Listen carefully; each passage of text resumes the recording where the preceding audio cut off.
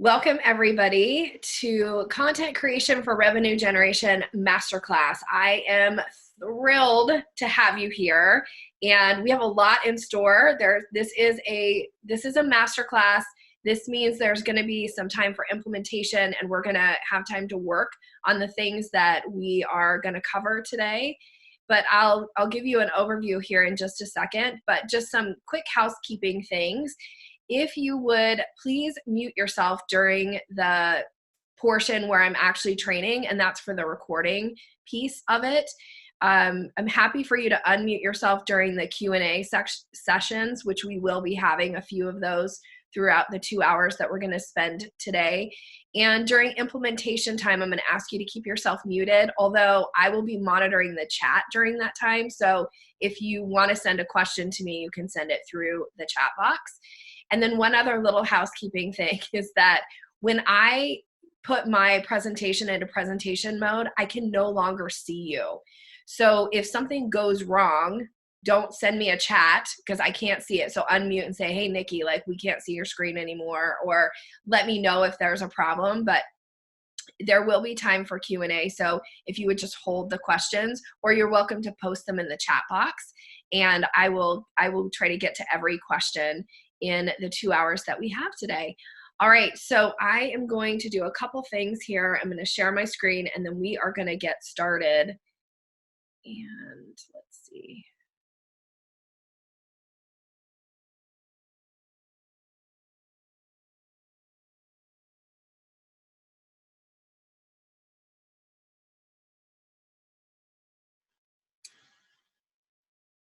Go into presentation mode.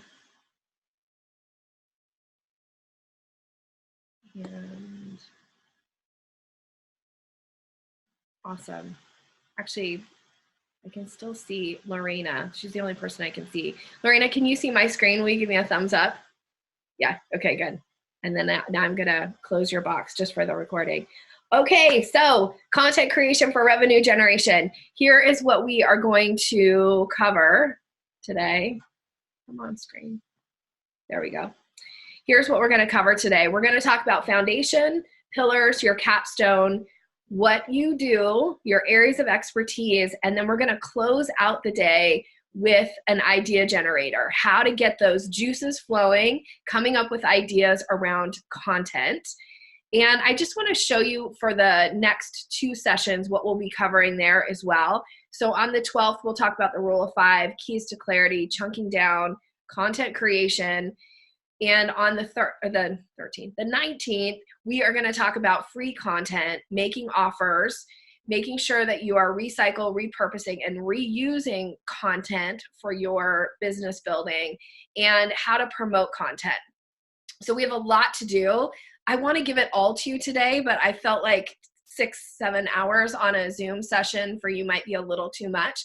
So that's why we've broken it down into chunks, these 3 chunks. And here is the training format. We are scheduled to go for 2 hours.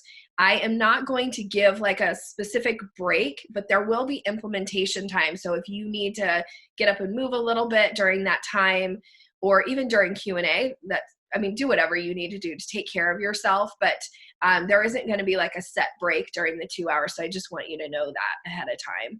So I will be delivering content, then we're going to do implementation time and Q&A, and then we'll come back. I'll deliver more content. There'll be some implementation time, Q&A, and that's just the format of how these 2 hours are going to go. These sessions are being recorded, so you are welcome to go back and watch them. And if you're watching this for the first time, these will be up and available to you through February 18th, 2020. So you have 60 days from the end of class to go back and revisit any of the content that you want. So that's up to you. And before we begin, now, of course, I'm not going to be able to see this, but I want you to do this. In the chat box, if you would open your chat box, let's introduce you to the group so people will know who is here. It's always, to me, so interesting to know who's in the class. Those of you who know and have been to my Masterclass live, we usually do this live around the room, and but for the sake of this 2 hours, we're going to do it in the chat box today. So please share your name, where you live, and your business in the chat box. And I'm going to give you about like 30 seconds to do that. And then you can kind of scroll through and see all the amazing, amazing women that are here. We do have a full group today, all females. So that doesn't always happen, but it's kind of fun when it does. So happy to have you all here. And I'm seeing the little note here that there's some stuff popping up in the chat. Of course, I can't see the chat, but I see that you're posting, so that makes me happy. All right.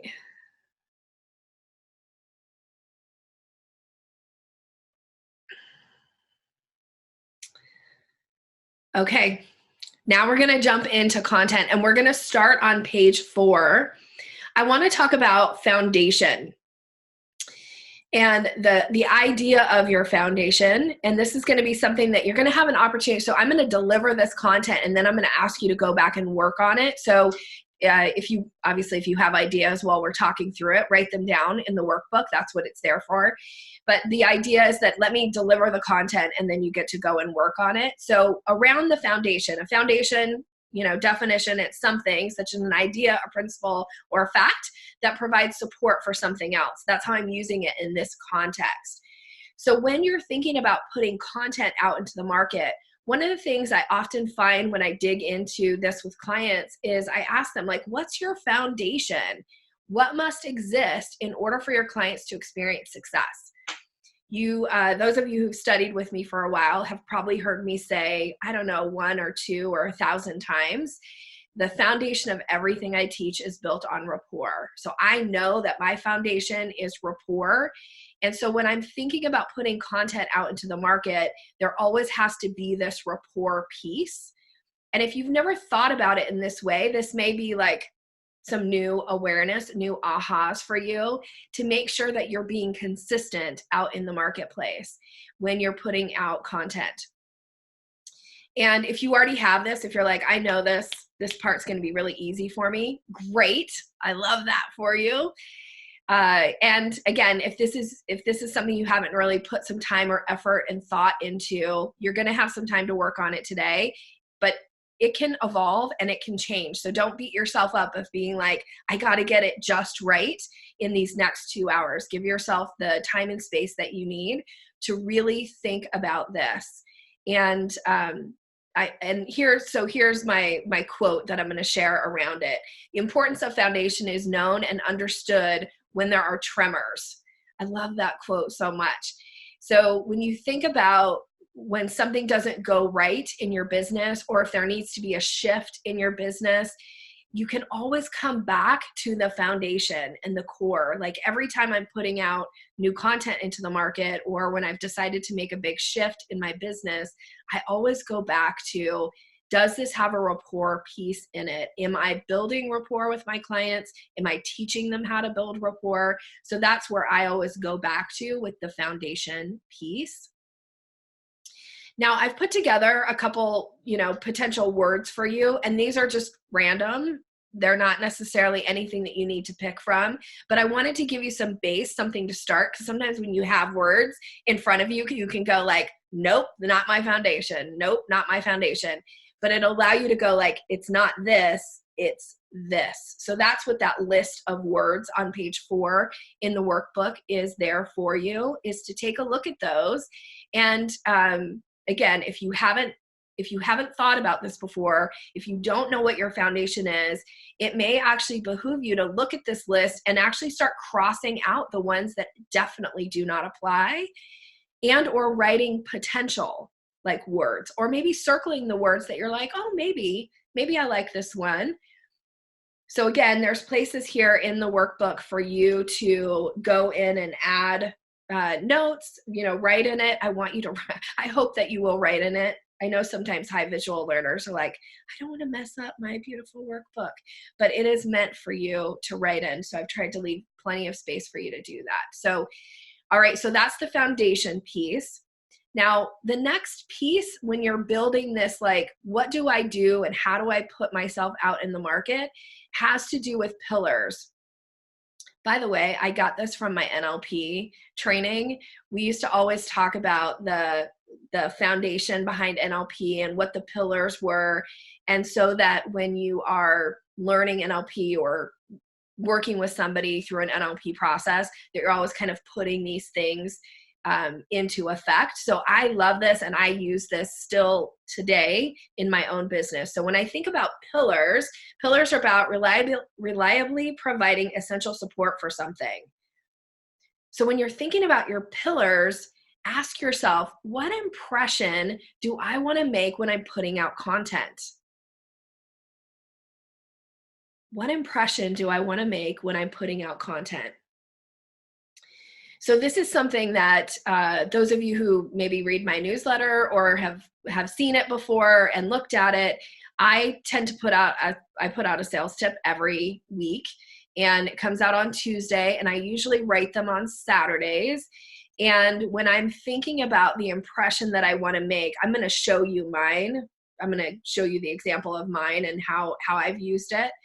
But one of the things that I often have to do, especially when I'm writing a sales tip, is I always have to go back to my pillars, because sometimes I feel extra sassy on Saturday mornings, but sassy is not one of my pillars. And I don't want people to get something from me and go like, wow, Nikki is extra sassy today, right? Or sometimes sarcastic. I never want anybody to read it and go, wow, cruel or shaming or any of those things. But frankly, sometimes when I'm writing them, I am like hot under the collar about whatever the topic is that I'm writing. And I have to go back and like leave it and then come back and reread and read like design the newsletter before I put it out into the market, because it doesn't match this, what impression do I want to make when I'm putting out content. The other thing I always ask myself, and I'm going to encourage you to start asking yourself these questions when you're putting anything out into the market is, and this by the way includes your conversations with clients, not just content. Of course, we're focused on content today, but I think this foundation, these pillars, and your capstone are crucial for every way, like in every way you show up. But I always ask is, how do I want my prospects or clients to describe me or my services? And am I in alignment when I'm putting content out there around the pillars? So it kind of reminded me of this quote. I'm sure you've seen this 1,000 times, if not more. The Maya Angelou quote, like, I've learned that people will forget what you said, people will forget what you did, but people will never forget how you made them feel. Right? You know this one? So when you're going to put out content, are you thinking about how do you want people to remember you? What impression do you want to leave? So again, I put some words in here for you around potential pillar words, and there's no need for you to pick anything from this list. This was just to get you started. My suggestion when you're picking pillar words is that you pick between 2 to 5 pillar words, anything more than 5. Like if you look at that list and you're like, yes to every word on the list, that's probably too many. So sometimes the ways to narrow down the list of the pillar words is to say, like if I look at these words right now and you say, look at bold and brave, for instance, you could say maybe one or both of those words really resonate with you. But one of the ways that you can look at it and go, okay, so if I'm bold, does that mean that I'm being brave? Or if I'm brave, does that mean I'm being bold? And if the answer is yes to one of those, like, so if I'm bold, that means I'm being brave, then the answer or the word to pick is bold. But if you say, if I'm being brave, does that mean I'm being bold? The word to pick then is brave. Does that make sense? So if, and there's going to be time for you to ask me questions around this, but so let me do this for another one. If I look at mindful, for instance, and maybe mindful for you also means meaningful. Those seem really, maybe those are two. Let me think about this. Here's what I think these two words work in conjunction. So kind or polite. So if both of those words resonate with you, sometimes you can say, if I'm being kind, does that mean I'm being polite? And if I'm being polite, does that mean I'm being kind? So you know that if one word supports the other, pick the one word, not the supporting word. Now, if there's a part of you that's like, no, like if I'm being kind, it doesn't mean I'm being polite. And if I'm being polite, doesn't mean I'm being kind, then those two words might be completely separate. And maybe those are two of your pillar words if those really resonate with you.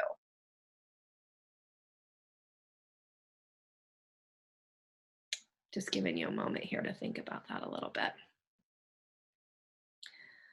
All right. So now let's talk about the capstone. This is the top. This is the what do you do? What do you teach? What do you offer? It's the greatest part of something. So I'm going to show you some examples of putting all three of these together, and then I'm going to give you some time to work on this. Now, I have taught this masterclass a few times, and I will say that sometimes for people, this part is super easy when they start putting it all together. Other times it causes people to go into this I'm really struggling here. And whatever your response is, it's okay. We'll get there. So don't put too much pressure on yourself to figure this all out in this very moment. But I do want you to start to think about it, because it will make it easier for you as you think about putting content out into the market if you know these things about yourself. So let me show you an example. When I'm putting it all together and I'm asking so what do you do and how do you do it? That's the answer to this question.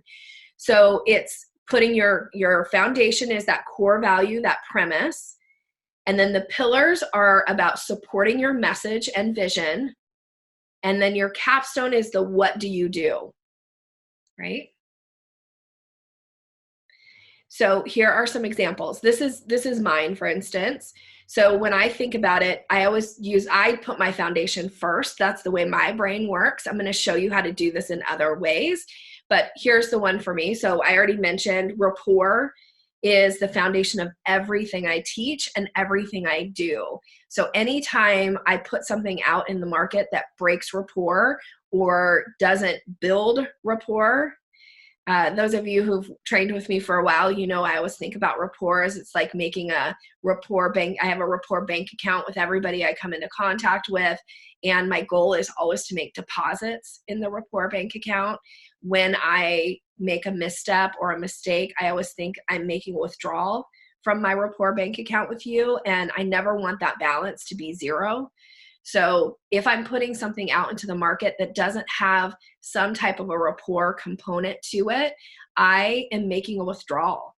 And that can really hurt my business. And it can also be kind of shocking, I think, to people because it's outside of what the intent and what I have built my business on. So even though sometimes I feel angry about things, you won't see me post those on social media. Because I think that could break rapport with somebody, right? So it's any way that I show up, I try really hard not to break rapport. Doesn't mean that I don't have the days where I feel like not having rapport with people, but when I'm thinking about building business, for me, foundation, rapport. So then when I think about my pillars, here are my words. If I only pick two, which I have four here, but I'm going to show you my two main words is I always have kind and credible. So anytime anybody is doing any work for me, if I have somebody doing copy for me, writing copy for me, or doing any kind of work for me, I always look at it from the lens of, is this kind and is it credible? And if the answer is it's credible, but it isn't as kind as it could be, that usually means there needs to be some rewrites, or I need to take a step back and think about, do I really want to put this out into the marketplace? Credibility is very crucial. This is what I would hope people describe me as. This is the impression that I want to leave with people. Kind and credible. Those two are my most important words. Now, here are two others that are also important to me. So the other thing is being approachable. And this is something that this was not an initial like word that I picked the very first time I put this together, but it's something that I've added over time. And it's something that oftentimes people will say back to me. Like if I speak at an event, people will come up and say, you know, as a speaker, it's almost like you're just one of us. You're just one of us getting up and sharing something. And I'm like, then I've nailed it. Like I never want people to feel like I set myself apart from anybody else. Like I'm just one of the group, right? So approachable is really important. And then the last word that I've added over time is implementable. Anything I put out into the market, I want people to go like, I could do that. I could totally do that. So we'll talk about this more as we go through the training and the content and the way that I design content. But these are my 4 words, right? These are my pillars. So when I'm looking at putting content out to the market, there's always this lens attached to it. And then of course my capstone, what I do is I teach relationship selling skills. Now, this is the way that I have designed the what do I do and how do I do it, but I'm going to show you some examples, and these are examples from clients of other ways that I've helped people define it, or other ways they've defined it to me. So here's a client of mine, and one of the things we started with for her was her capstone. Like, what's her capstone? And in this particular case, she is somebody who is a legacy creator. So she teaches or she works with companies and celebrities and helps them to create a legacy outside of just the what do you do, but there's a legacy component to everything that she does. So when we were talking about this and like the what she does, this legacy creator, the other thing we looked at was, okay, so what are the pillars that support that? And for her, and these again are her words, is there always has to be a win-win between the person that she is, or the person or the company that she's working with and the organization that she is tying them to, or the cause that she's tying them to. It needs to be a win-win for everybody. So an example of this for her is that when she brings in celebrities, she doesn't ask for them just because they're being associated with a good cause. She's not asking them to take like a huge pay reduction in their normal fee or anything like that to do it, because she's really only going to pair them if their celebrity is going to allow for this cause to bring in a bunch more money, right? So this is one of the ways that she works. Everything is about using influence for her, and with her, the way she uses her own influence, but also the way she helps others use their influence. And it needs to be positive. So she's not tying people with anything that has any negative connotation. And then it needs to be easy for everybody involved in the situation. And then her foundation of everything she does has a giving back component. So she's, like just to describe her business a little bit, it's sometimes people would refer to it as she does PR, but what she does more than PR, because not all PR is about giving back. Everything she does has to have some type of giving back component. So somebody or some organization has to benefit as a result of any of the deals that she puts together, with like a, what am I trying to think of the word is? Like a donation type. That's not the word. I'm sure you guys you're probably screaming the word at me right now, but I cannot think of the word. Anyway, I think you get the point. So when we were designing hers, we went from capstone to pillars to foundation. So I'm showing this to you because I want to give you permission to design yours in whatever way makes the most sense for you. And maybe today you only get the capstone and your foundation, or maybe you only have your pillars. That's okay, because you're still further ahead than when you were when you came in and started this, if you've never thought about this before. Here's one last example, and then I'm going to give you some time to do this on your own. So here's another client of mine. So when we look at her, what she does is she provides marketing staff services for large companies. And when we were looking at this, the foundation, she has this very strong foundation that everything has to have joy associated with it. This is a really crucial and important word for her, and a feeling. So she's not trying to work her people to the bone. She's not trying to burn people out. She wants them to enjoy their life and find joy in the work that they do. So when we look at the pillars, when she is putting people together, when she is staffing somebody into an organization, her pillars are that she's bringing in experts, that it needs to be simple for both parties involved, that the people that she brings in are current and up to date on the latest and greatest in marketing activities.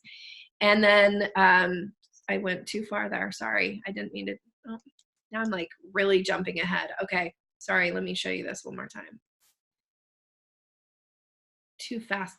Dang it, I did it again. She only has 3, and I am like completely messing this up. Okay, I'll get it. 1, 2, 3. Stop, Nikki. Okay, I'm stopping here. All right, so this is how we put hers together, okay? So now I want you to take some time and put yours together, all right? So here is what I want you to do. I want you to take, I'm gonna give you 15 minutes to work on this. Now, I'm gonna stop sharing so that I can see the chat box. But here's what I will ask you to do. Create your foundation, your pillars, and your capstone, and then we will come back and we will chat about kind of what you found or any ahas that you've had, or if you're struggling with it, we can troubleshoot that and talk it through as well. When you are completed, like when you're done, would you just put done for me in the chat box so that I can track and see when people are still working? So this is what I'm going to ask you to do. I'm going to stop sharing my screen so that I can see you again. All right, so where'd you all go? There you are. Here. No. Oh, I have to actually stop sharing my screen to see you. There you all are. Okay, now I see you. All right, so I'm gonna give you 15 minutes. It's 9:30, we're gonna come back. I will definitely start by 9:45. I may start earlier if you guys get this all done. You are welcome to type your questions into the chat box for me, and I will be answering those. So I'm gonna mute myself so that you don't hear me typing. And then I'll come back and get you going again here in a few minutes. All right, go.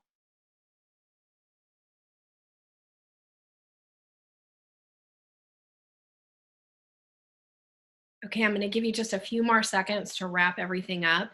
There have been some really great questions in the chat, so I want to talk with a few of you about some of these and then give anybody else a chance to ask questions.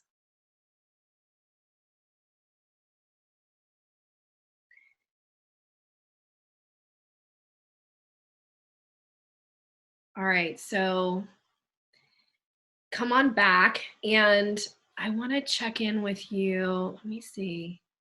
A few of you I know I haven't answered yet.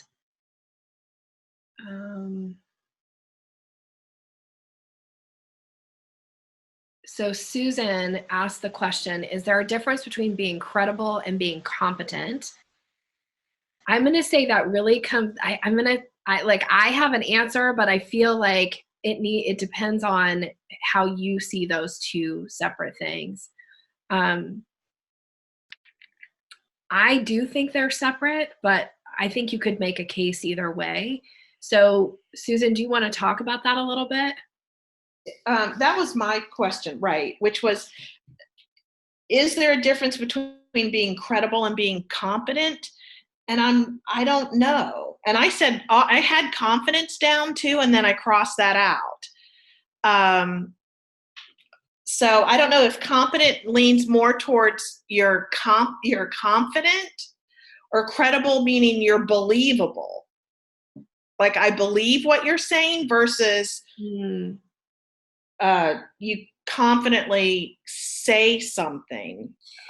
I think it comes down to what word really resonates the most with you. So when I think about being credible, for me, the reason I use this word is I don't talk about things that I don't know about.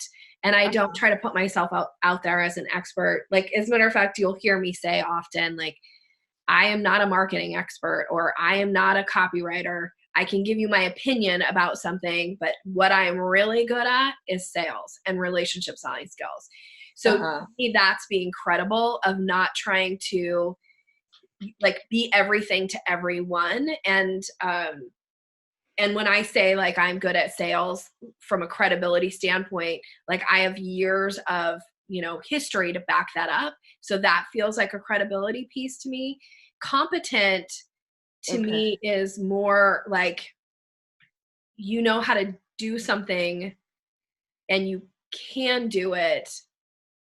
I don't know. Does anybody want to weigh in on this? What do you guys think about competent versus credible? Or confident is the other one you said, right, Susan? Yeah, because I thought I had competence, and then underneath it I put confidence. And then I crossed off confidence, which was kind of interesting. Maybe I think when you're competent, you're capable of doing it yourself, not necessarily. I'm a teacher, I guess, at heart. So my business is helping other people. And maybe being credible and knowledgeable about the admission process is more important to me than being competent, in the sense that I want to relay people. I want them to be confident as they're moving through the process, and that they're following the steps that I've created for them through the process, and that they're able to get to the finish line and get their kid in the school that they want to get into. Yeah. So maybe I'll cross off competence, because maybe that's not it. It's more credible. Maybe keep it to the side for a second, because where we're going to go next is areas of expertise. And I'm not actually going to talk about the 4 levels of competency. So I feel like you're leading us right down this like really great path. So maybe set it to the side and see if it changes after I go through that explanation. Okay. Now, Amanda, I see that you asked a question too, which was, you said, maybe I'm confusing core values with pillars. I don't necessarily think your core values need to be your pillars, but I think they could be too. Do you want to chat about that? You have some. Yeah, I was wondering, I was starting to think like, oh, well, these things aren't necessarily fitting in as well as I felt like they were when I was developing core values. So that's why maybe I'm thinking about this wrong. So some of them are overlapping a little bit, some of them not so much. I think about how in the pillars, how I'm serving the foundation, which isn't necessarily why we exist. It's more about, is this the right line of thinking? The pillars are more about how we serve the foundation, which isn't necessarily the same as why the business exists. Yes, I agree. It's not the same why the business exists. It's more, so again, when I'm thinking about this, I'm thinking about it from the frame of reference of how are you showing up? How are you showing up out into the world, and the impression that you want to leave people with? Okay.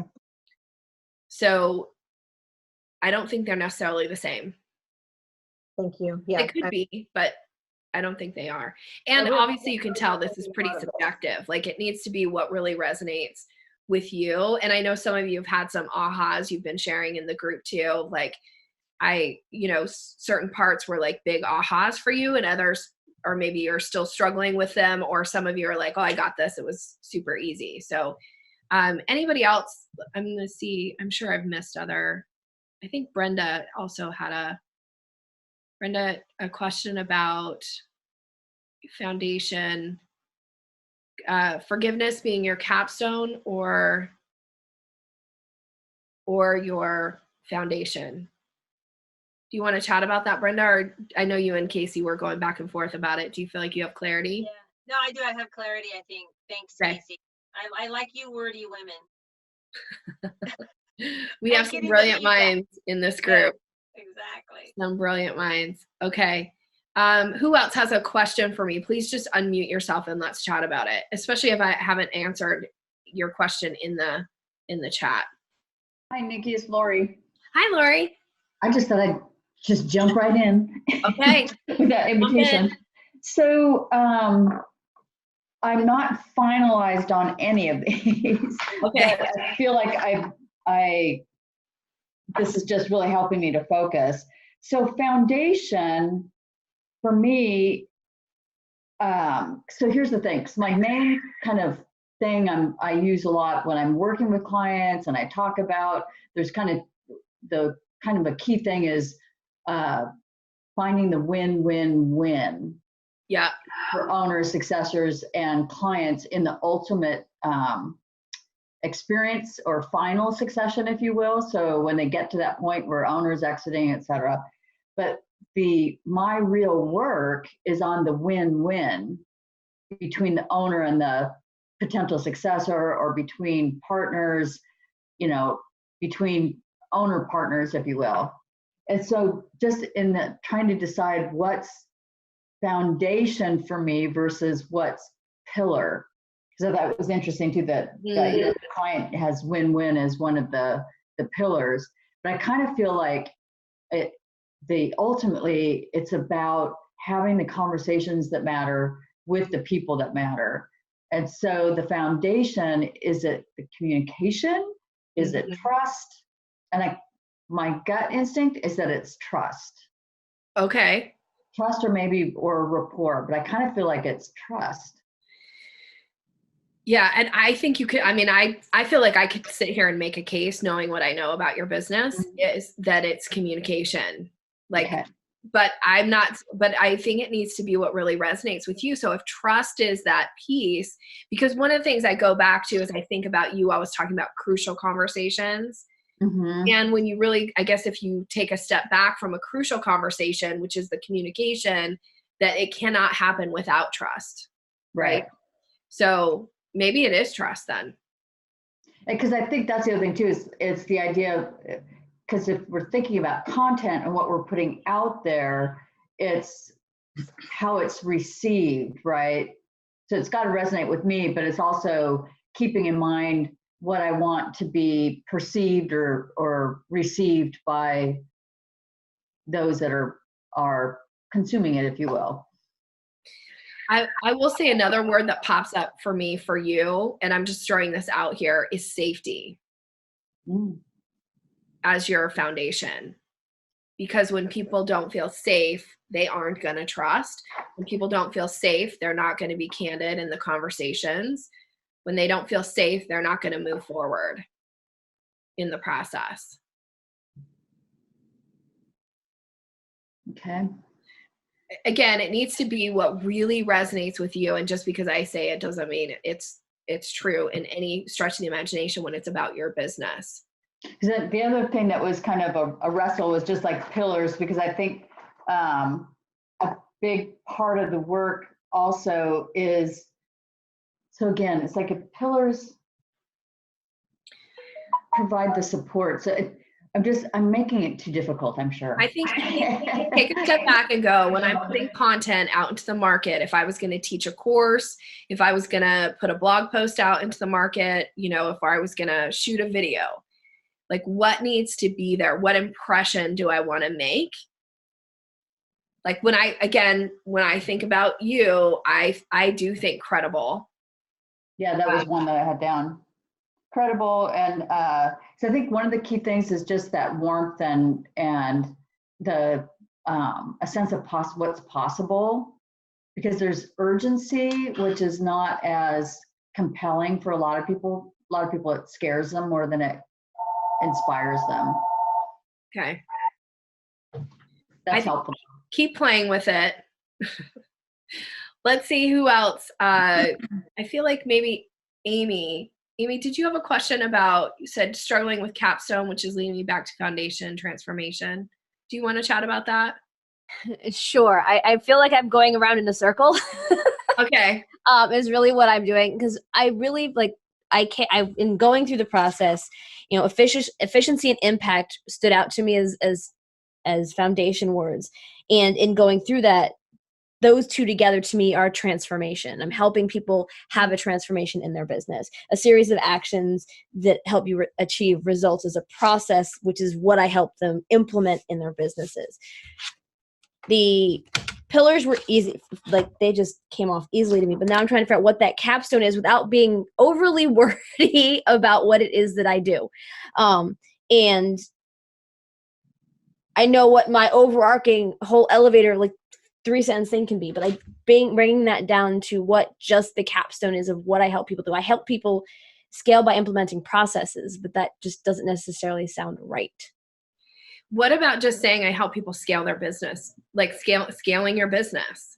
Because can you scale? So my question to you is, can you scale your business without these processes, tools, and systems in place? No. So you don't need to like give the how, it's the what. It's the what. What is your capstone. Gotcha. Thank you for the clarification. Yeah. Thanks for asking. Hi, can I say something? Yes, please, Marsha. Okay, so I kind of feel like a fish out of water because I'm in direct sales, and I don't, that's probably a whole nother issue, but I don't really know where I stand in these, so my capstone was confidence builder.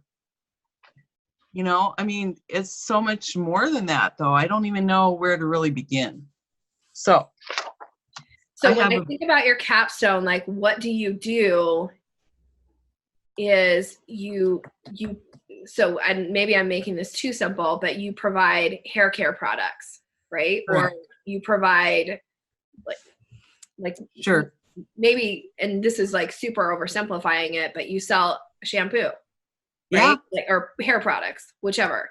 Right. But, so that could be your capstone. But when you think about the foundation, to me, that is that confidence builder, or that is and so when you think about the pillars, like how are you putting your message out into the market? How are you showing up?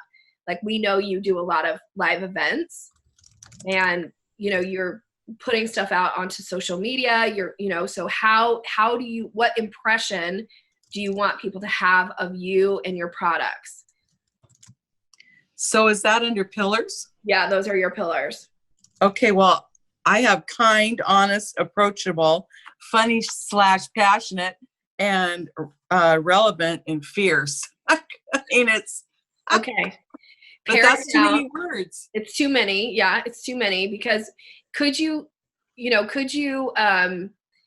not that every single thing you put out into the content, well, I kind of do want to say this. I want to say every piece of content that you're going to put out into the market your pillars should show up in there, right? Sure. Mm-hmm. And so can you be funny and not be fierce sometimes? Like, yes, you can, but then is like, which one of those really is the pillar? Because it's not saying that you can't be, let's say you decide that fierce is the pillar word. It doesn't mean you can't be funny. It's just, do you always have to be funny? Like maybe funny isn't the right, or maybe it is. I mean, it depends. Like we did a call, or those of you who are in the Sales Maven Society earlier this week with Amber Holly. And those of you who know Amber Holly, she is very funny, right? Like that, I don't know if that's one of her pillars because she's not doing this process with us, but she is very funny. I don't see her put a lot of stuff out into the market that's not funny, but maybe I just think she's really funny. Okay. So think about that. Like, do you really need all of those words? When you're holding on to something like I need all these things, it doesn't mean that you can't be those, right? Like, it doesn't mean that I don't ever show up sassy in my life. I tone that piece down. It's definitely not a pillar for me. Right. Right? Okay. It's probably not a pillar for me either, honestly. Okay. I think passion is more of a pillar. Yeah. Okay. All right. Thank you so much. You're welcome, my friend. All right. Yeah, Tori. Could I chat through this with you? Because then I asked that and you said two, and I kind of think I've narrowed it down to one, other than only having maybe the capstone. Okay. To one. Okay, good. So I think the foundation for everything that I do is empowerment. Trying to empower either moms or the people who will be teaching. Yes. Then the pillars I have that I want to be credible, that anything I'm putting out either to my students Yeah. in the group or in as teachers needs Yes. to be credible. I picked healthy because I'm trying to help the new moms or whomever become more healthy in mind and body. And safety because one of the key elements of a class, and then also what I teach instructors, is that there are safe ways for pregnant women, new moms, to be doing exercises. And then also there has to be a safe space for them to feel comfortable so that they're supported. Mm-hmm. And then so the capstone, I don't know, it seems too generic to me, and I don't know if it's because I've seen it elsewhere, but I think it's just I help people find strength in motherhood, both, mentally. That's a key part of classes. And then also knowing that they can do these things, they're strong enough to chase after their kid, those types of things. Or the strength in themselves to possibly teach a class or do these other things, and the strength and confidence in themselves. But I don't know if that's just too generic and too simple that it would blend into everything else that's out there.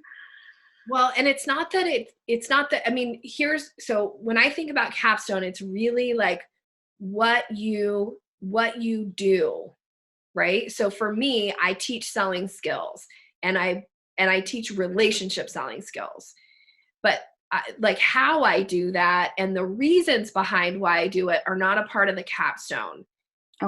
Okay. So when I think about what you do, I would say it's the idea of these classes, like that you teach classes, right? Yeah, I feel like give it that, because when you're thinking about putting content out into the marketplace, there still always needs to be back like this component of like, hey, here's what you get when you work with me. You get to come to these classes. All the other benefits that come as a result of it are amazing and awesome. And you can definitely put those out into content as well. But ultimately, people have to understand what you do, which is why, like I said to Marsha, like you sell shampoo. Because if you try to act like or say anything other than that, people are going to be confused when they go like, wait, you have classes? Like, we never want anybody to say to you, Tori, like, you have classes? We want them to be like, well, I know you have classes, right? Okay. Like, yeah, I do. Come be at one. Okay, thank you. Okay. Yeah, thanks. Yeah, you're welcome. Hi, Maureen. Hi, Nikki. Okay, so for my foundation, I have peacefulness. Is that, I just don't know. So, I mean, I think that would work for sure, because I also think it could be peace of mind, right? Like, well, that was another one that I had. Yeah, because I think about all the conversations that we've had about like what really is this about? Like, why are people going to do this? Like, go through this process with you?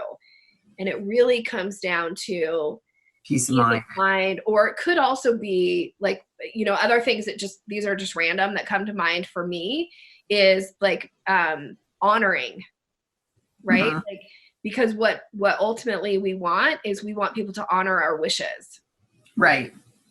And or it could also be respect. Mm-hmm.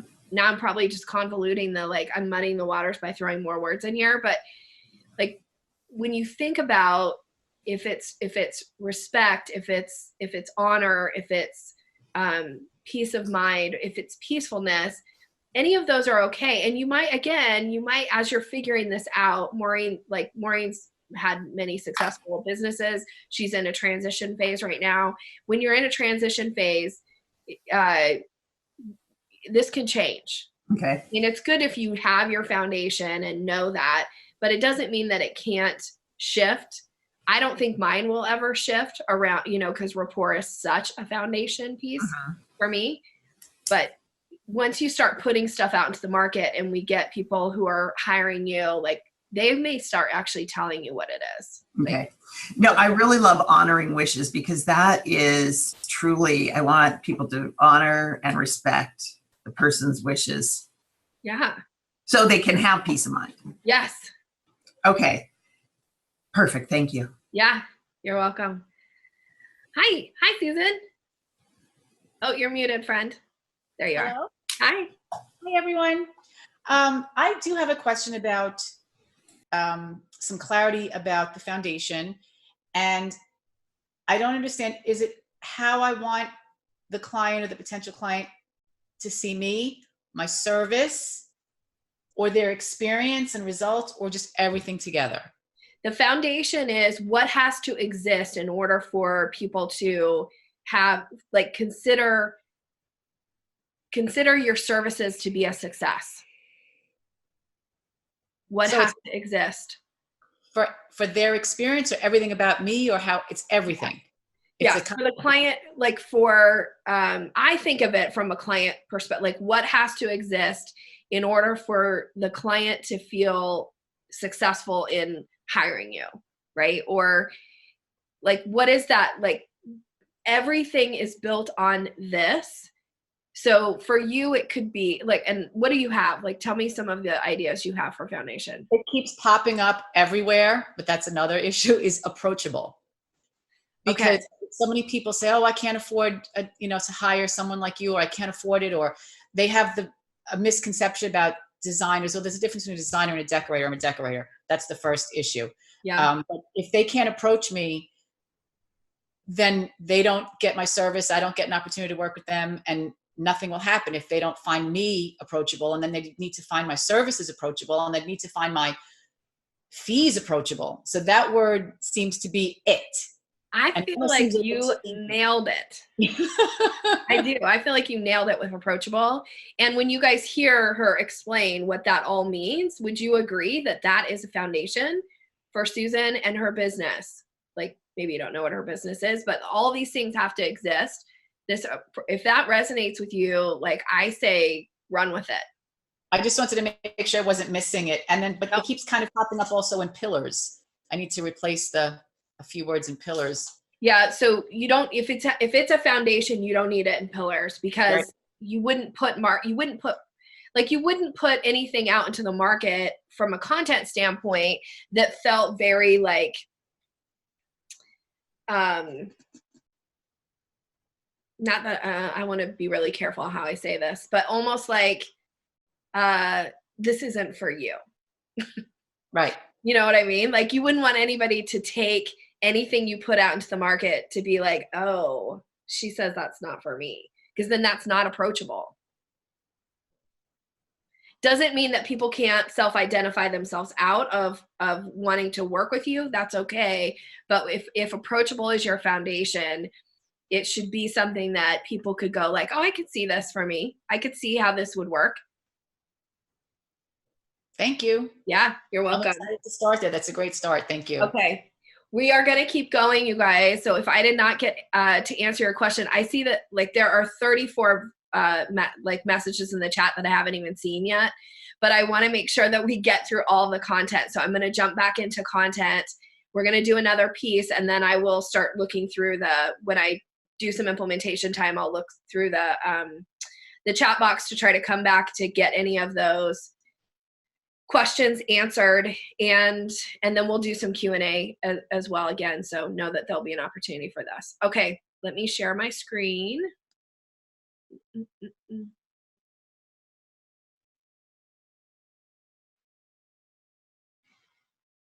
And okay.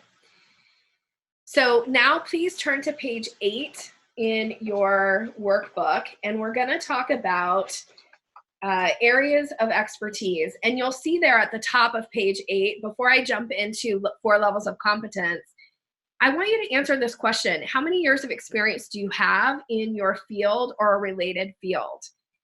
This is something that I find people rarely talk about, their years of experience. Now, if it's something that you feel brand new, like maybe there's a reason that you're not talking about it, but most of you have been doing what you do for a long time.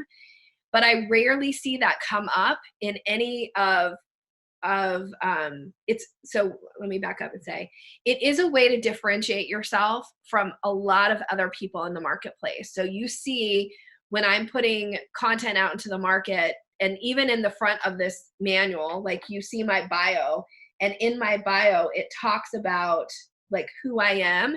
And like that like the first line in the second paragraph is, it says with 25 plus years of experience. Right? So if you are not using your years of experience, I want to encourage you to make sure that you're bringing that into your work, because it is a way to validate who you are and what you bring to the table. So I just wanted to comment on that here. I find that a lot of times people leave off their areas or their years of experience, and to their detriment. And a lot of times when I question people about it, they say, well, nobody else does. Well, then that's an exact reason why you should, right? Differentiate yourself from other people in the market.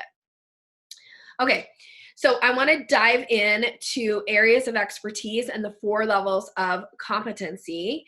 You may have seen this or heard this before, and we'll talk about how this relates to putting content out into the market. So the kind of first base level of areas of competency is unconscious incompetence.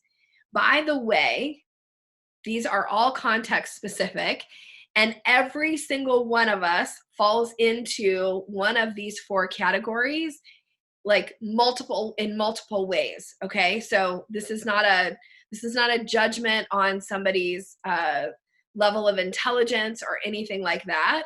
It is more around having some awareness. The reason I'm teaching this here is so that you have some awareness around where are those places where people will pay you money. Okay, so base level is unconscious incompetence. This is like, people don't know what they don't know. I would tell you what all of my unconscious incompetence are, but I don't know what they are. Some of you right now could probably put in the chat box, please don't though, because I'm a little tender when I teach, all of the things you see where I'm unconsciously incompetent, right? But I don't know what those are. And sometimes when people bring it into our awareness, we're like, really? I didn't even know that about myself, right? So that's being unconsciously incompetent. Kind of when we move up to the next level, it's conscious incompetence. These are all the things that I know I do not know about. Like, I don't know how to build a rocket. I also am so incompetent when it comes to SEO, right? Like, so this is stuff that I am consciously incompetent. Like, I know I am not good at this. I don't really understand it. I'll never be a mathematician, right? So these are those areas, conscious incompetence, that you start to become aware of, like, there are things that I don't know. Now, sometimes when I become aware, or when people become aware of things that they are consciously incompetent about, then they're ready to learn them. So this is going to come back around here when we go through the fill in the blanks at the bottom of the next section. Now, when you move up, level 3 is you become consciously competent. These are the things that you're aware of. You know what to do. You know, like, examples of conscious competence are, like, I know how to, like, we just had Thanksgiving. One of the things I always make is stuffing. Like, I know how to make stuffing, but sometimes I look it up and I'd be like, okay, am I supposed to do this and then this? Like, I have to actually like check to see what are the steps, but I know how to do it. I could probably find my way through it. Those are areas where I'm consciously competent. I have to kind of think about it, but I know how to do it, right? Conscious competence. Now, level 4 is unconscious competence. These are those areas of your life where what you know has become second nature. These are the things that you show up in the world and you do or say these things, and people look at you and they're like, how do you know to do that? And you're like, doesn't everybody? No, you are unconsciously competent in this way. Now, your unconscious competence, this is your sweet spot. These are the things that we want to really pay attention to, because these things that come naturally, that are second nature, that are just who you are and how you show up in a room, these are the things where people will pay you the most money for these things, okay? So I want you to take a couple minutes and I want you to think of areas of your life where you know you are unconsciously competent. And here's how you know it. People comment on it all the time. People make comments about it to you. And maybe part of you sometimes is like, really? Okay. Right? Those are those places where, oh, you are really like, these are your sweet spots. The places where you are unconsciously incompetent. So again, I want you to take a minute or a couple minutes. I'm going to give you a couple minutes to do this and think about the times where people have said to you, like, how do you know to do that? Or how do you know to say that? Or like, you're so good at this. Those types of comments, those are the things that like, those are like ding, ding, ding moments. Like, these are places where I can make money. So when I was thinking about this, I put together just a really quick list, but these were things that frankly were shocking for me to learn about myself when I started my business. So recognizing buying signals. If you have heard me talk about buying signals before, you may have heard me say the very first time I ever put together content to teach it in the marketplace, I was so nervous that people were going to go like, duh, idiot. Everybody knows about buying signals. But it wasn't until I started talking about them and people are like, what's that? Buying signals? Huh? What? And people had such a big awareness. Like it was, frankly, I was shocked at the way people responded. But that was like, oh, guess what? I'm going to write my second book about this because not everybody knows this.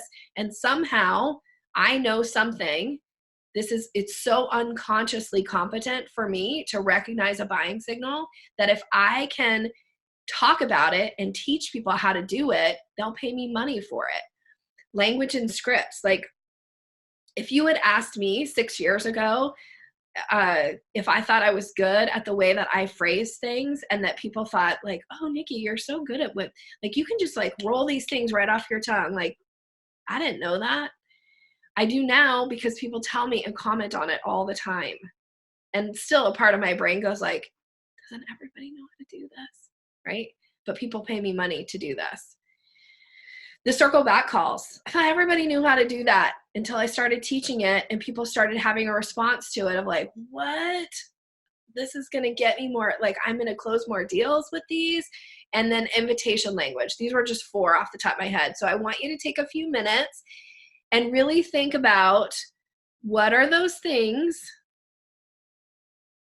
that people comment on about you? Where are you unconsciously competent?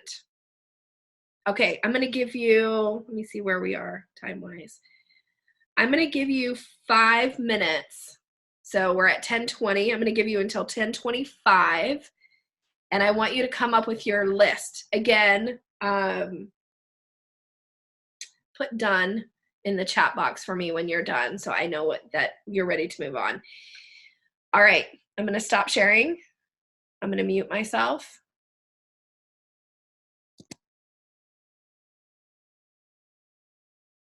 And then we'll talk about them.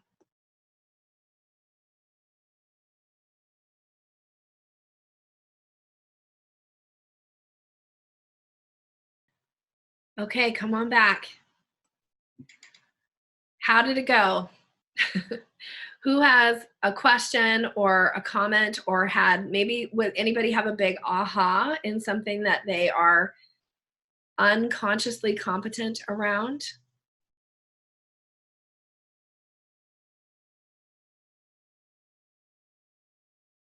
please just unmute yourself. Sure, I'll say this one was much easier. This is Tori. Hi, Tori. Than the last one, the same as, I think, Grant family. I'm sorry, I forget your first name said. Susan. Susan, yes. And this goes on the same thing as the areas of expertise. One of my clients tells me all the time, like, how do you know to tell me to do this thing? And it's all about alignment. And it came from, I was like, I don't know. Doesn't everybody know it? I learned it, from growing up dancing. Yeah. So those are the places like that really set you apart.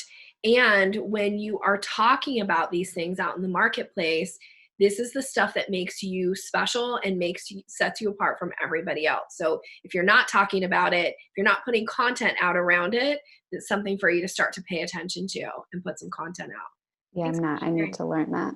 Okay. Thanks for sharing. And of course, we're gonna get into some ideas on how to do that. But thanks for sharing, Tori. Appreciate it so much. Anybody else have a share they want? Tracy, do I see your hand? Mm-hmm. Yeah. I actually can you hear me? Yeah. I actually just have a question, because some of the things that I'm unconsciously competent about, people comment all the time, but it's also not my zone of genius. So it's not where I want to get paid. Okay. Well, you get necessarily. To pick. Okay. Okay. I mean, I don't know.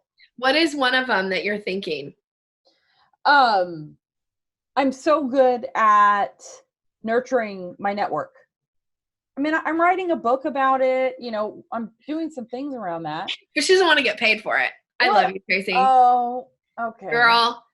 Yes. Nurturing your network. You are the queen of nurturing your network, and you are writing a book about it.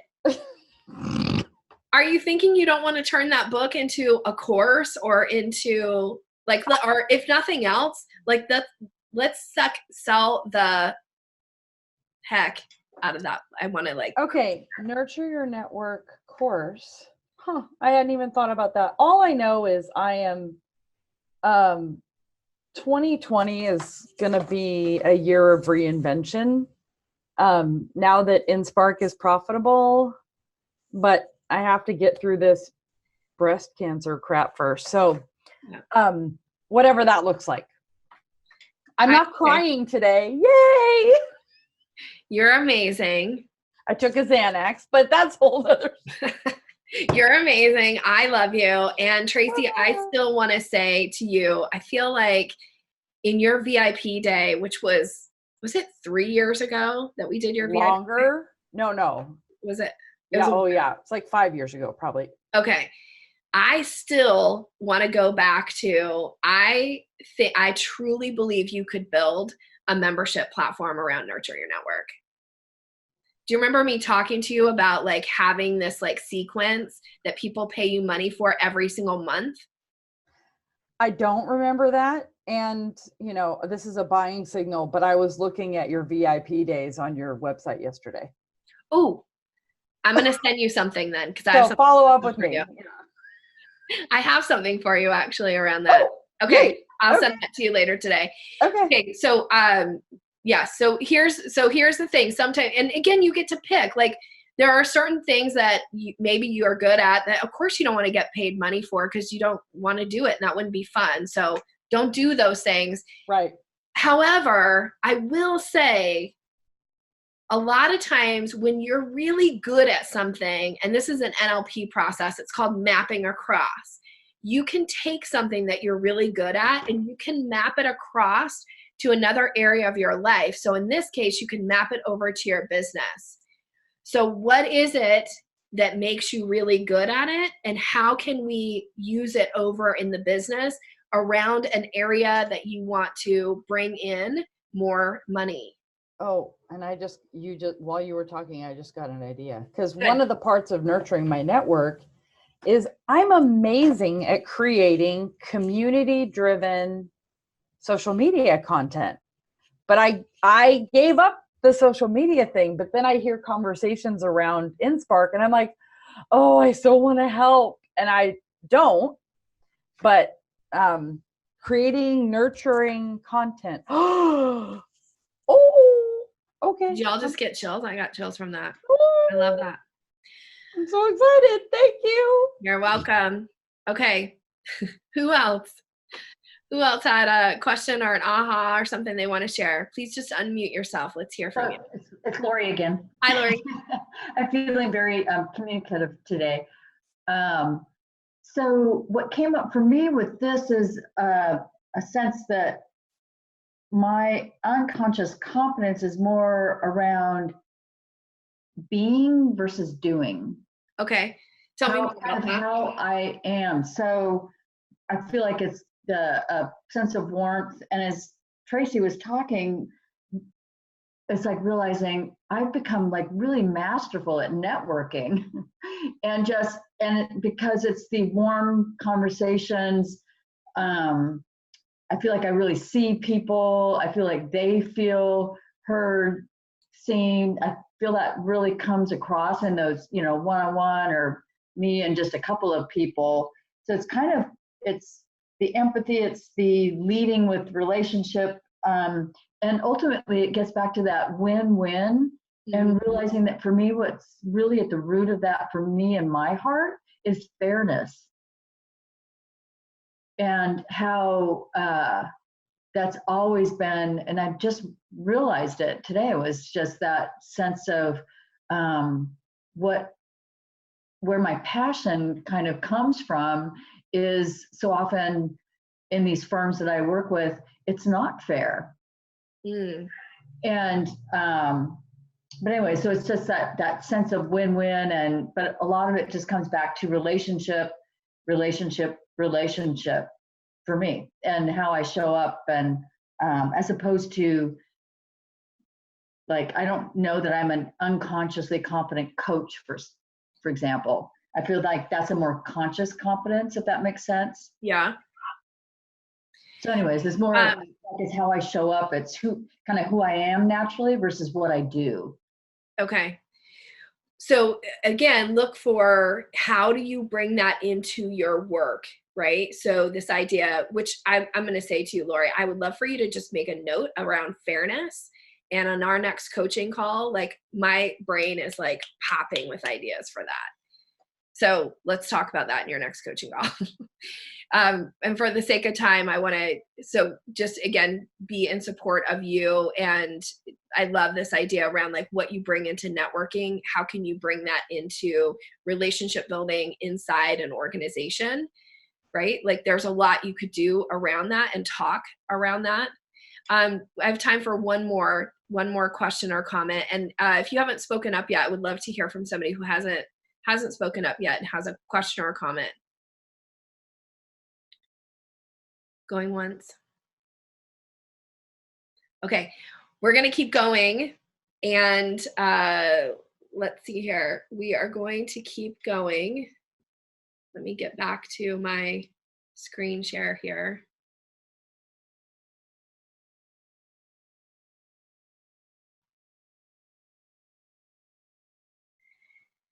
At the bottom of page 8, just a couple little things that I want to emphasize here is that most of what you know resides in your unconscious competence. It's important to have some realization around this. People hire and pay you money for things that you are consciously incompetent. Hold on, let me rephrase what I just said this. People hire you and pay you money for things they are consciously incompetent of and want to change. So when you think about putting content out into the market, are you helping people recognize that there's freedom, there's change, there's possibility for them? They can learn this too, or they can do this too, or they can have this too. And then the things that come the easiest to you are often the things that you should charge the most money for. These are fill in the blanks, by the way. The things that come the easiest to you are often the things you should be charging the most for. And always remember that you're the expert. You are the expert. Stand in your place of credibility, put yourself out there in the marketplace, and let people know. All right, we have one more section that we're going to go through here, which is the idea generator, which for me is like the really fun stuff. So I'm going to give you some ideas around how to start like writing down potential ideas, things that you could potentially create some content around. So using our idea generator, here are some questions I want you to ask yourself, and then I'm going to give you a few minutes to answer these. If one of these questions doesn't resonate with you, it's okay, just skip that one and move on to a different one. But here's the first question I want you to ask is, oh, sorry, I guess it was up there, is ask your clients, what are their biggest takeaways? If you're not asking a version of this, and it might not make sense always in your business, but you could frame it in a different way. You could ask somebody like, what was the most beneficial part of our meeting today? If you're not asking people this question, I want you to start asking them this question. And I want you to start keeping track of the things that they say, because sometimes the things that they say are the things that you are unconsciously competent and should have content going out into the market around. Okay, these ones might be shockers to you. If you're not asking this question, start asking in some form or fashion. Number 2, a question to ask is, what are things that you say over and over again? Anything that you say over and over again is usually like oh, there should be some content around this. Number 3, what do most people find surprising about your work? What do most people find surprising about your work? That's usually a really good place to go with like, ooh, this could be content. Number 4, what do you feel passionate about regarding your expertise? What are those things that like really get you like revved up and going? Those things that you are really passionate about. Number 5, what do you have a different opinion on versus others in your field? What do you have a different opinion on versus others in your field? This is a big one. This is a big one. This will help you stand out from everybody else. This will allow for you to start to put some unique content out into the market. And what really frustrates or bothers you? What really frustrates or bothers you? Turning that kind of stuff into content, not where you're like putting people on blast, but changing it and turning it around and teaching people how to do it better, or talking about that there's a better way to do it. Super powerful. So I'm going to give you some time to do this. I'm going to show you. So here's what I want you to do. I want you to create an idea list based on the answers that you have to any and all of those questions. So I'm just going to show you really quickly when I was coming up with my list. When I think about things I talk about all the time, things that people say are like their biggest takeaways is the idea around pre-framing, you know, how often I invite people for, I'm going to say invitation frequency. Sometimes that's surprising to people when I talk about it. Pricing on your website. If you guys haven't heard me talk about this, this is one of my, like, I have a definitely different opinion than most people in the market around this. And this is like a soapbox moment. This one actually falls in like, what am I passionate about? And what do I have a different opinion on? But guess what? When I talk about this, and when I put content out into the marketplace around it, when I talk about it on podcasts, when I write newsletters around it, when I teach this in classes, it always gets a lot of discussion. So this is a way for me to stand out from other people. So you can see the others there. Okay, so here's what I want you to do in the last part of our implementation time. And I'm going to give you 10 minutes to do it. I want you to answer the questions, review your answers, and then come up with a list of possible topics for content. And then we're going to come back and do some Q&A, and we will wrap up our day, because believe it or not, that's going to bring us to our 2 hours. It went so fast. All right, so I'm going to stop share. I'm going to mute myself. You've got 10 minutes. I'm going to bring you back at 10:50. Also put done when you're done in the chat box for me, please.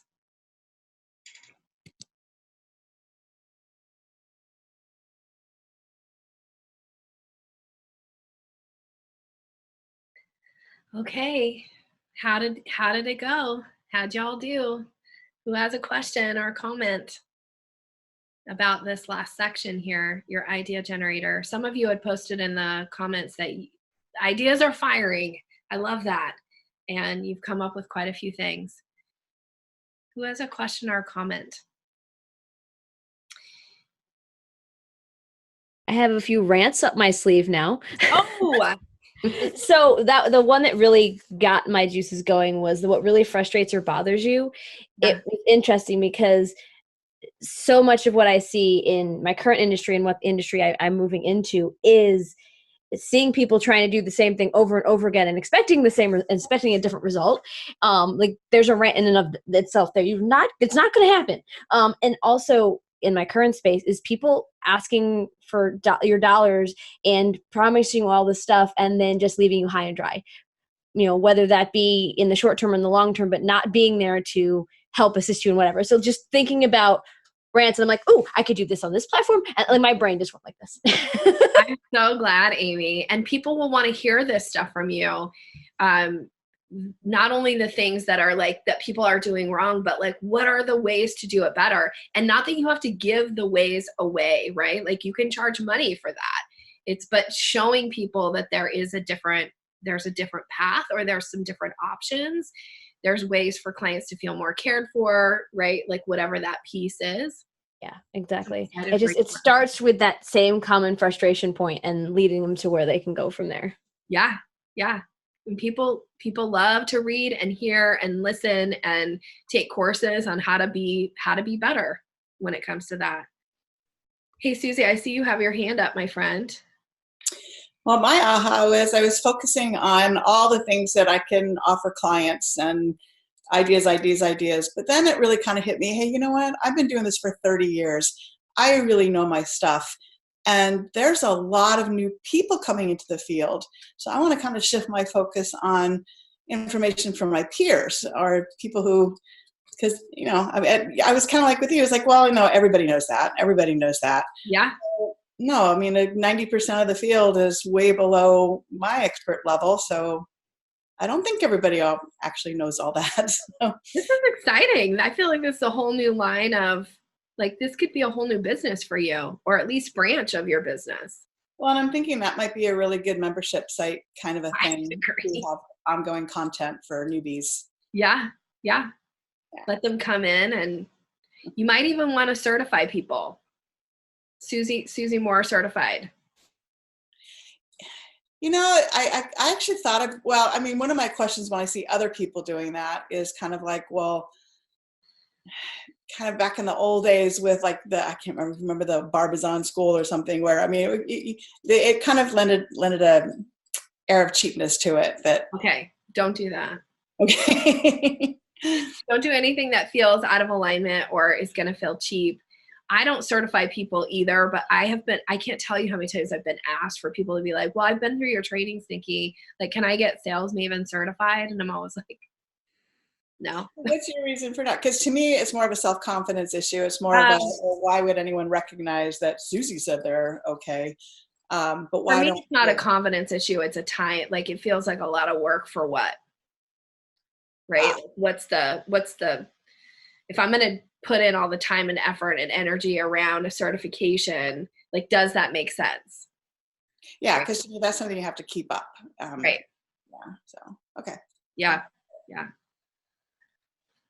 Who else? Question, comment? This is Susan, and I had a question. Yeah.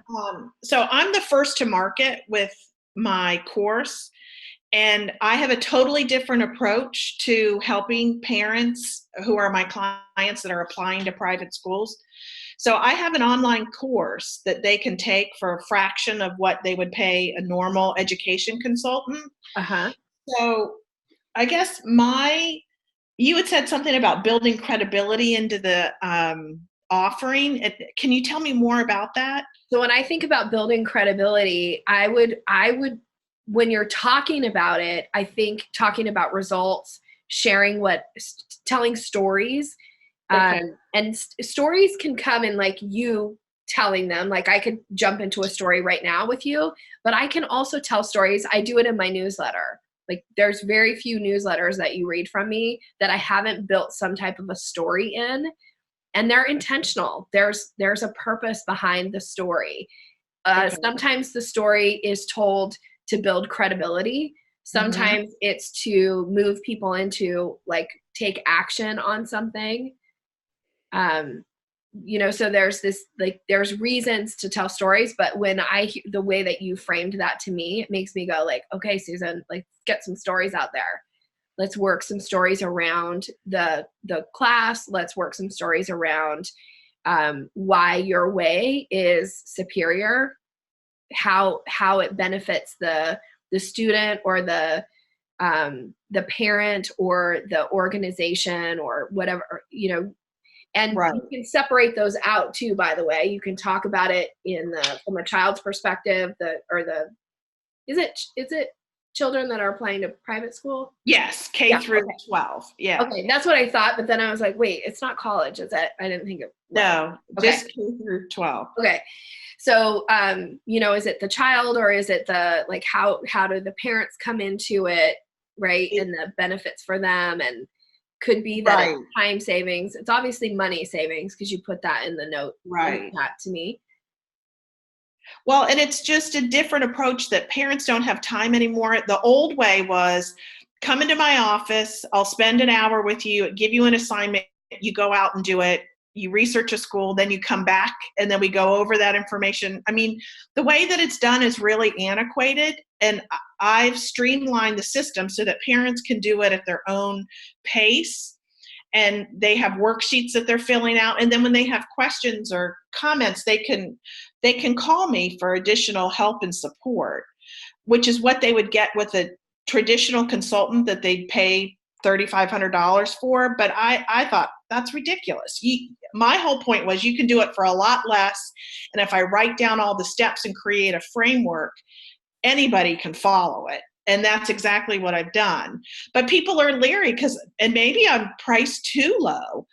Could be. Because I'm about I would say, and it was intentional, a fifth of the price, because basically I've written the class and I update it every year based on changes. But then once it's up there, it's sort of self-sufficient. Yeah, it could be that you have it priced too low, but it could also just be that you might need to help their brains make connections. Like, that's one of the things when you're putting content out into the market. We sometimes, because we know what we know, and we also know what we mean, right? Like when we're putting something out, or writing something, or we're launching a course, and I get myself into this too, where I will go back and read something that I sent out, and I'll be like, did anybody even think this made sense? Right? Because I've made some assumptions, or I've left some pieces out. So it's one of those things that if you're going to put content out into the market, making sure that you're not asking people to make a big leap. Like, they should not have to connect the dots about what something means. So instead of talking about how it's like saying like, this is our price, you probably need to spell out, this is a fifth of what you would pay for a private professional to do this for you, and it's going to streamline, it's going to do this, like all the things it's going to do. You have to spell those out for people. Like, it's, like, I think this could kind of be a negative connotation. I don't mean it that way, but it's almost like you got to spoon feed. Okay. Like, don't think that people are going to connect dots. Okay. They won't. It's too much work for their brain, and there's too many other things for our brains to be like entertained by. Okay. Yeah. All right. And that'll give me leads to questions for the next time when we're creating content. Yeah. Good. Okay. All right. Thank well, you. I know we're just like in the last minute here, so I want to honor time. I will stay and answer some questions if you want. But I also want to be really clear and bring our 2 hours to a close. So 2 things I want to leave you with. One is on page 24, in the back of your handout, there's a place for you to write down what your takeaways from this section was. I would love for you to just take a moment and write down what your 1 to 3 takeaways are on page 24 from this section, so that you'll be able to refer back to this in a couple weeks and go like, oh yeah, I remember, that was my takeaway.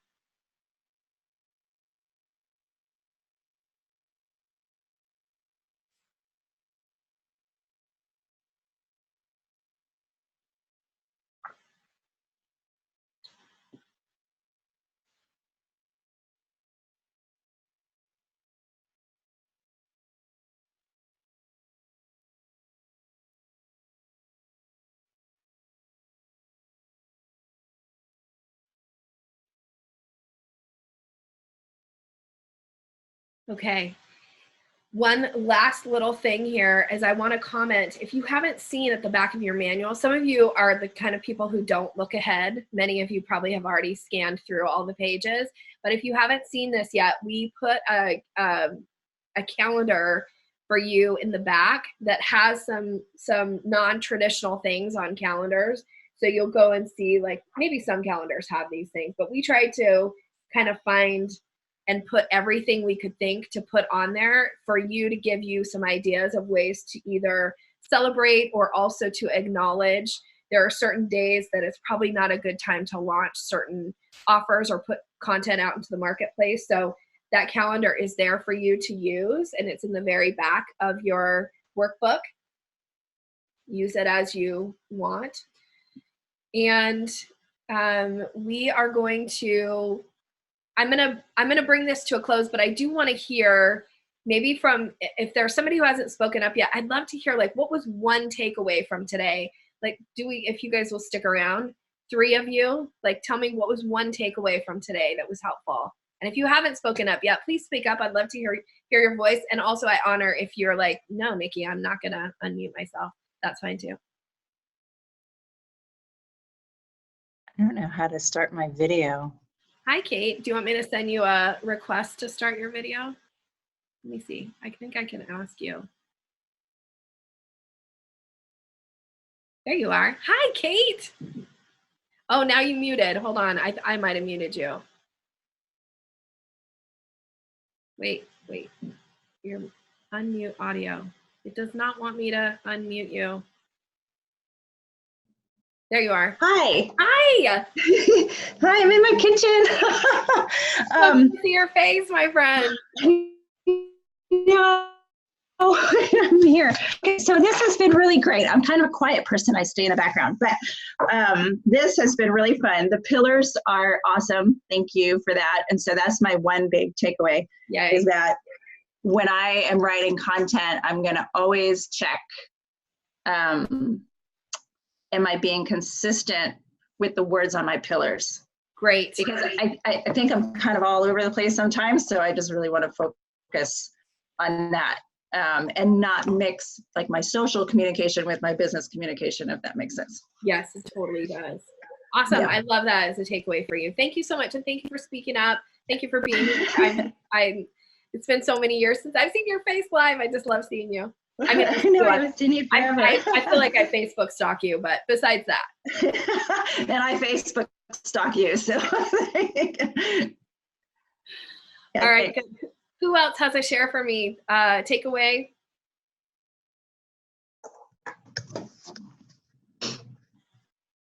Anybody? Well, I'll go. Thanks, Amy. Hey, besides the pillars, which was, I really appreciated that whole exercise and just good. Seeing how everything aligns like that. Really what got me going was the questions for the idea generator. You know, just seeing how just starting with these basic questions, and Susie in the chat said, you know, she's going to make this a quarterly exercise. I think that's brilliant.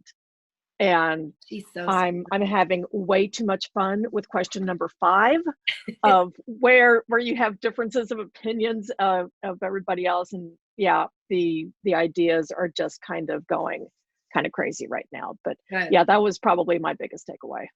Good. Thank you so much. I love that. If you can commit to, like, looking for ways to start to answer these questions on a regular basis, like, I keep notes. I have a note, you know, on my phone, my notes, and every time something happens and I'm like, oh, I could make content around this, I, like, write it down.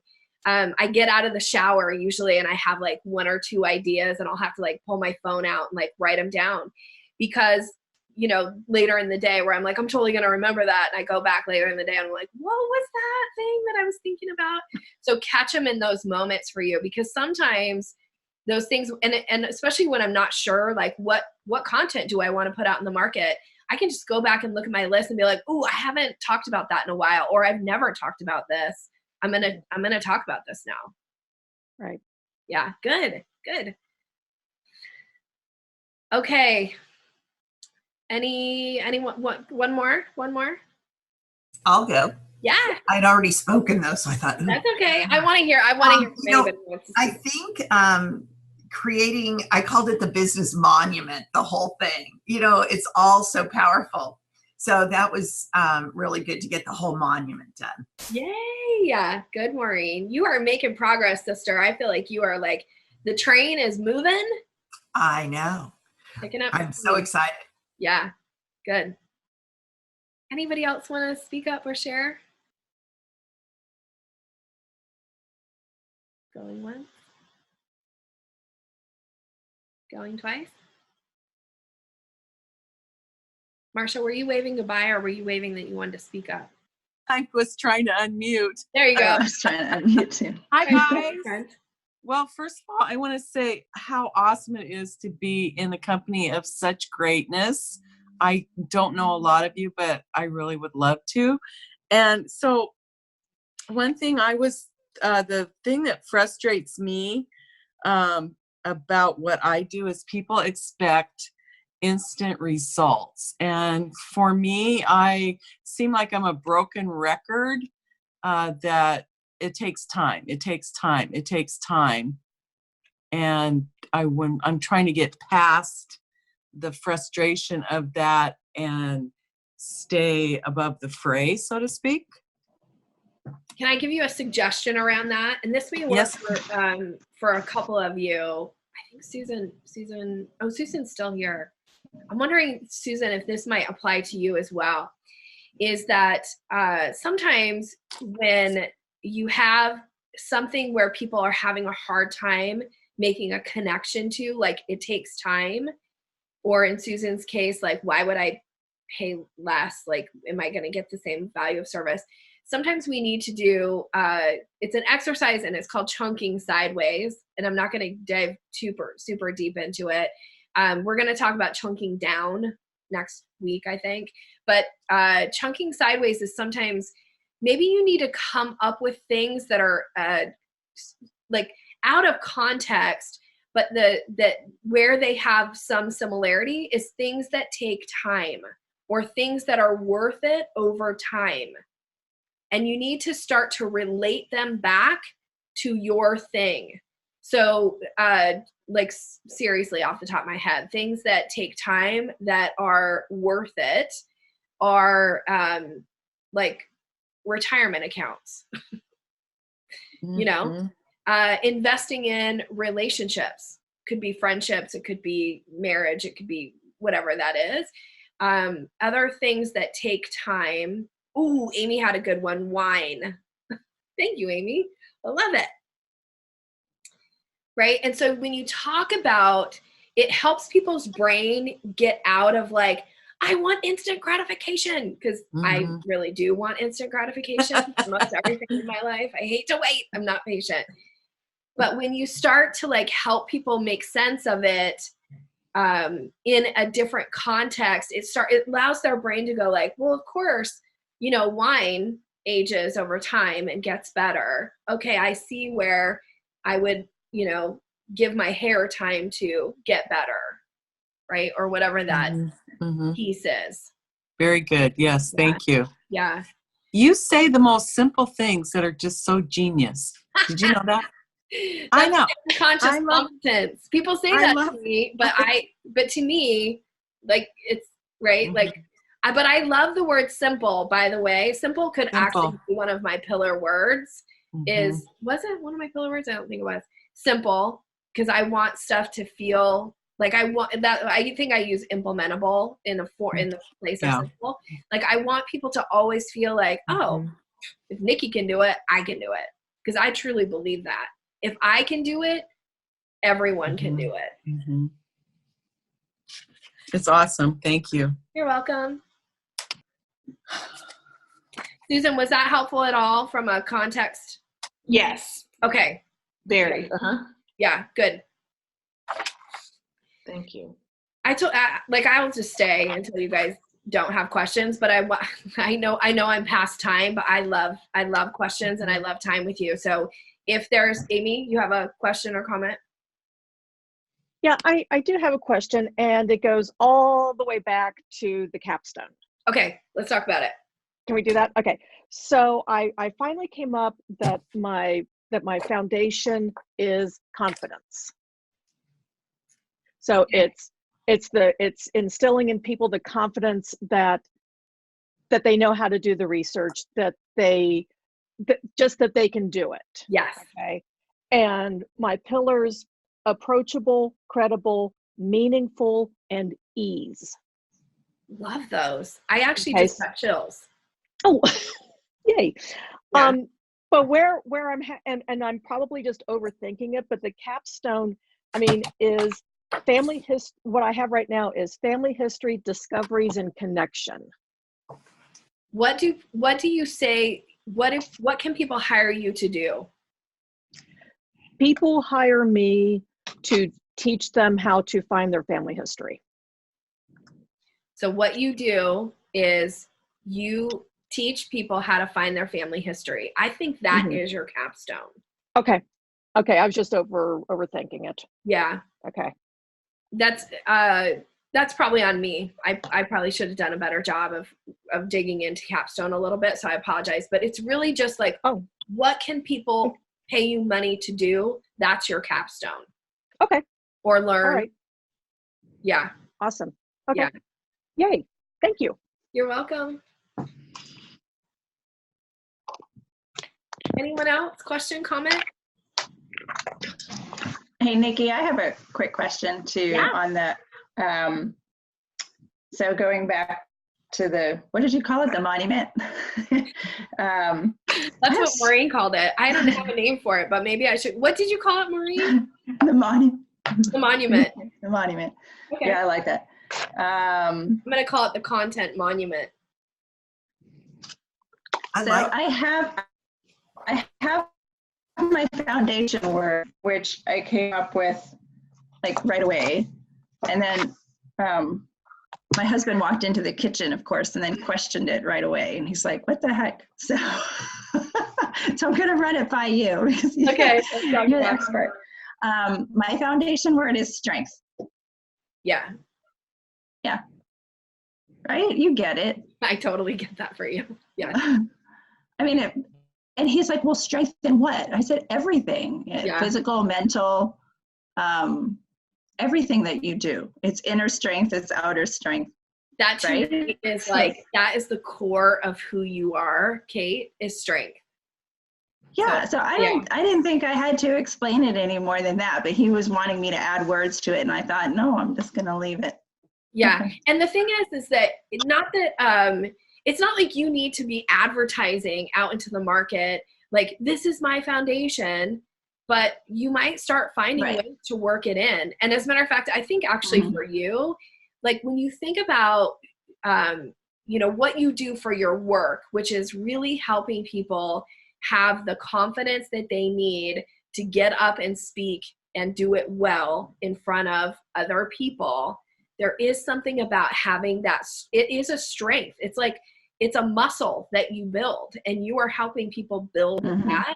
And of course that goes back to you and who you are. And, I think of you with the cowbells and the, swimming the, where did you just swim? Like the, what's your biggest swim? English Channel. The English Channel. Oh, yeah. Strength, right? That's yeah. That's you. That's everything about you. Strength. Yeah. Okay. Thank you for that, because I didn't want to change it. So. Of course, I always feel like I'm going to get myself in trouble with your husband. Like, I think that if I ever meet him, he's going to be like, I hate you, Nikki, because I feel like. Please tell him I say it with the most respect. Like, you are strength, my friend. Yes. Yeah, no, I told him to get out of here. Thanks. I love it. Thank you. Yeah. Yeah. All right. Anybody else? Question, comment? I just love that you guys hang out. It's so fun. I know. Just hanging out. Just hanging out. All right. Going once. Going twice. We are going to bring this to a close. Thank you so much. I cannot wait for next week. Oh, I love the stuff that we're going to talk about next week so much. And so I will see you next Thursday, 9 a.m. Be here and have a great week, you guys. Take care. Bye. Bye.